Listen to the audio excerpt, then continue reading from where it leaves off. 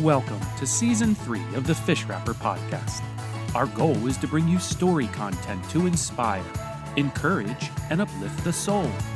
It's our hope you find these stories refreshing, thought-provoking, and motivating as you face the challenges of everyday life. So turn us up and tune your ears, and let's get started by jumping right into the story.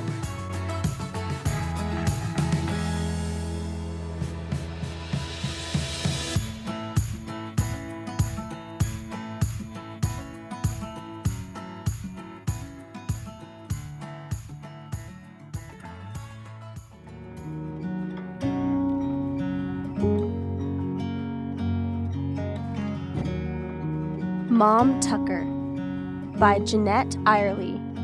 Read by Ruth Risser. She had only intended to cheer a lonely boy in a hospital, but she ended up opening her heart to 3 fine sons.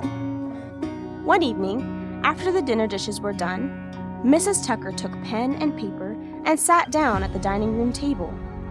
Never before in her 50 years of life had she written to a stranger. Yet, words straight from her heart moved from pen to paper. February 1, 1943. Dear Al, I saw the story about you in the newspaper tonight, saying that you wanted to hear some news from Arkansas. Mrs. Tucker paused, staring through the window into the darkness outside. All around her was the well-ordered neatness of a home in which a couple lived alone. For a moment, she wondered about the urge which had prompted this letter. Here she was, a woman of 50, writing to an orphaned 19-year-old boy, lying wounded in a naval hospital in Oakland, California. Then, with a smile, she picked up the pen again. I suppose you'll get letters from lots of folks, she concluded. But not having any children of my own and some time on my hands, I'll write again, if you want me to. As it happened, lots of other folks wrote to Alvin. In fact, 2,000 of them.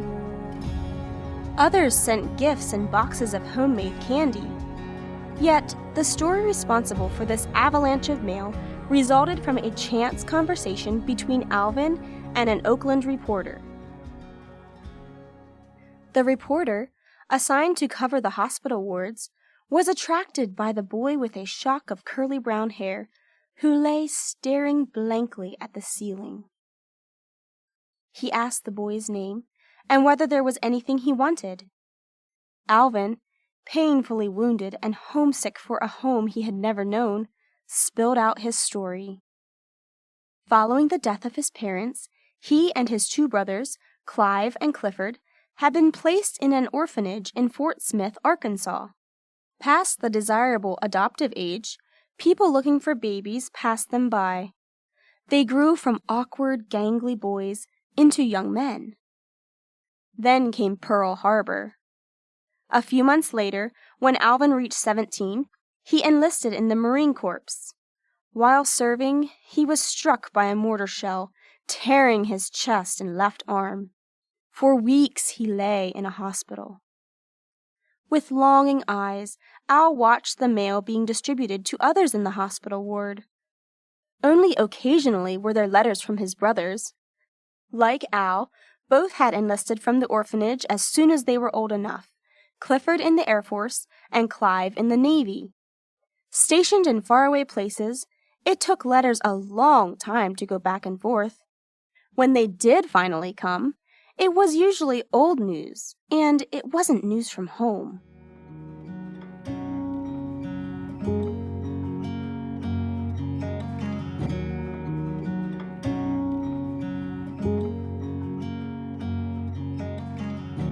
The reporter felt tears in his eyes as he listened.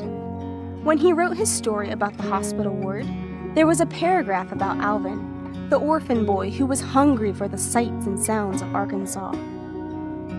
Out over the wires, the story went to hundreds of newspapers. All over the country, people like Mrs. Tucker, struck by the boy's yearning, wrote letters. Ambulatory patients in the ward camped by Al's bedside to see what the day's mail would bring, and to help him unwrap packages. Al, a conscientious boy, became worried. He hadn't done anything, he told his friends, to deserve these wonderful letters and gifts. How would he ever thank people for all they had done?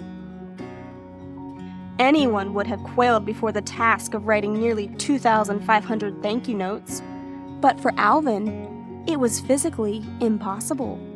He was left-handed, and as a result of his injuries, his left arm was paralyzed. A sympathetic reporter suggested that Al dictate a letter, have it copied, and send it to his many friends.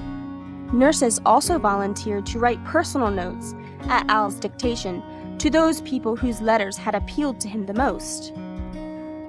That is why, a few weeks later, Mrs. Tucker found a letter in unfamiliar handwriting in her mailbox. It was from Alvin, as she had known in her heart it would be.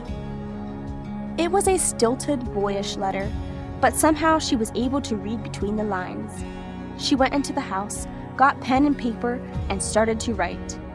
This time, she knew exactly what she wanted to say.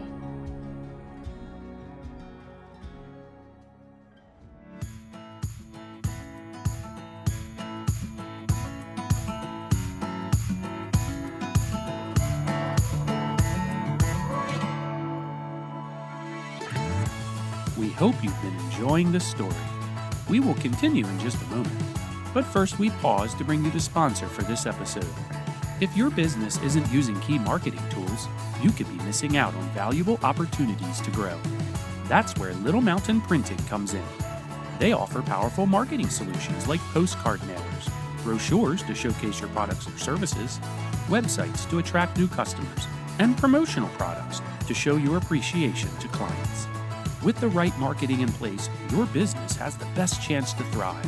Get started today by calling Little Mountain Printing at 717-933-8091 or just visit them online at littlemountainprinting.com. Now let's return and finish the story.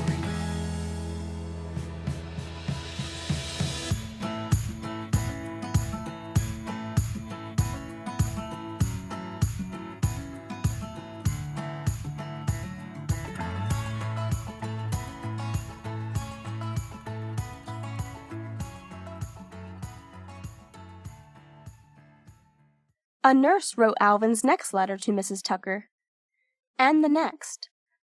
The fourth one, however, was in a new and shaky handwriting.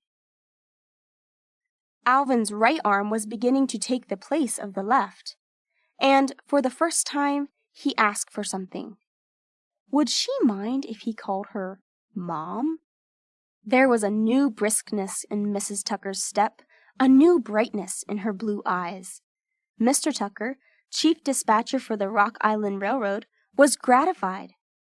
Never before had he seen his wife so well and happy. Then, on Easter morning, a florist's box came to the door. Alvin had sent his mom an orchid.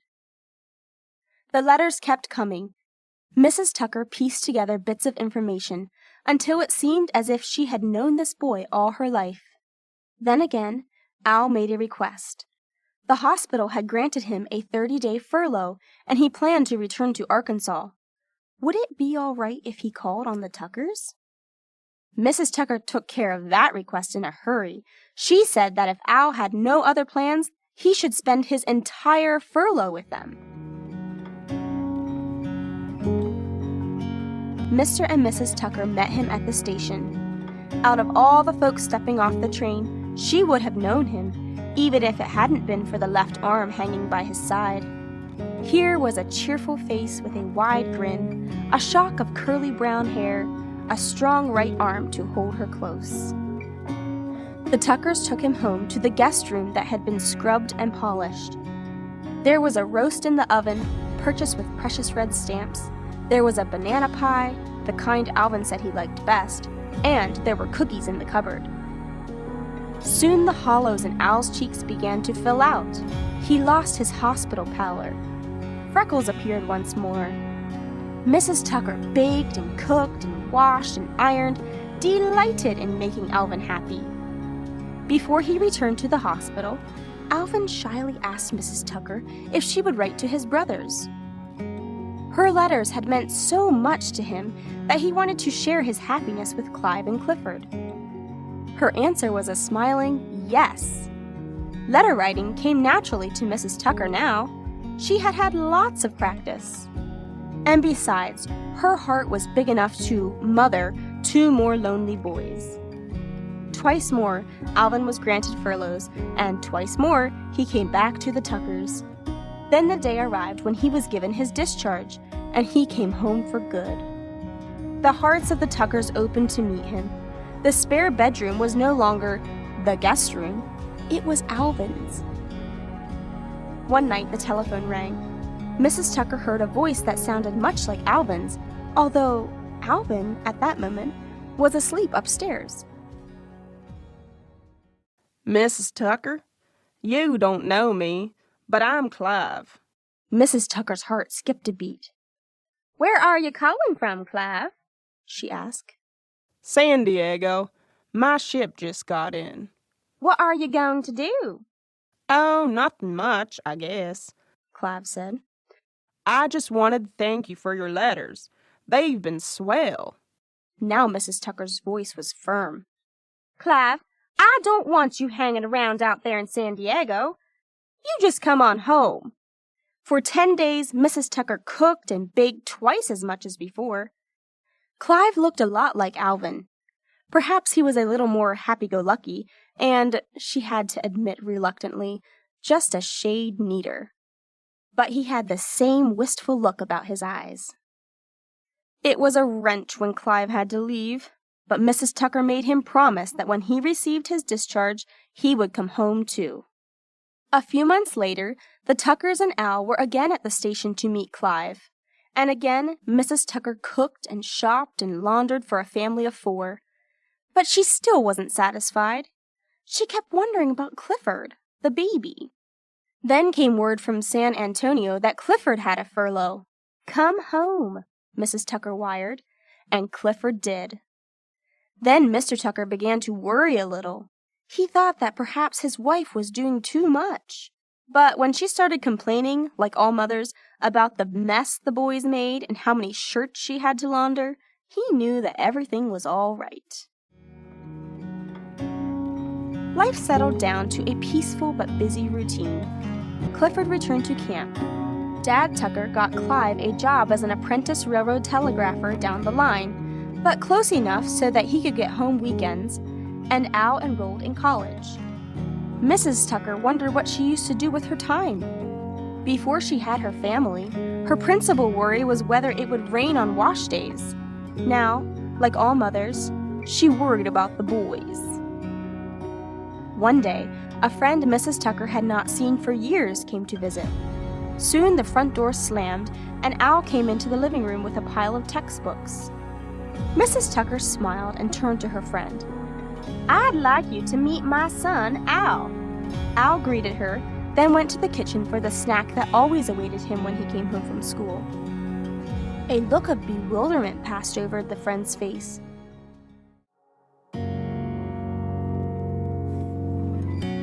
"Why, I didn't know you had any children. I thought—" "I have 3 sons," Mrs. Tucker said.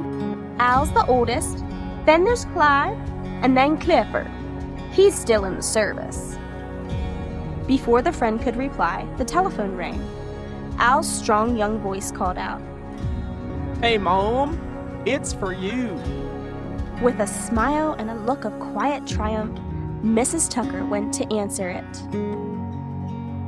The end.